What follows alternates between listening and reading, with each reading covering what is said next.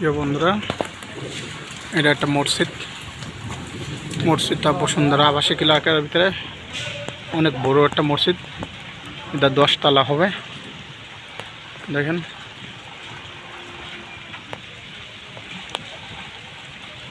মসজিদটা কাজ চলতেছে, এখনো কাজ হয়নি, 3 তলা পর্যন্ত হয়েছে, 10 তলা হবে।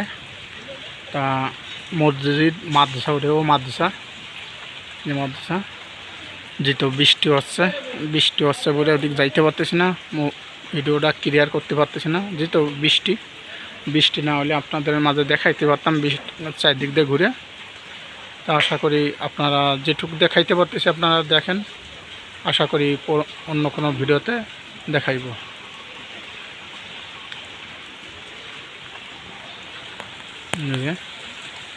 খুব অনেক বড় জায়গা নিয়ে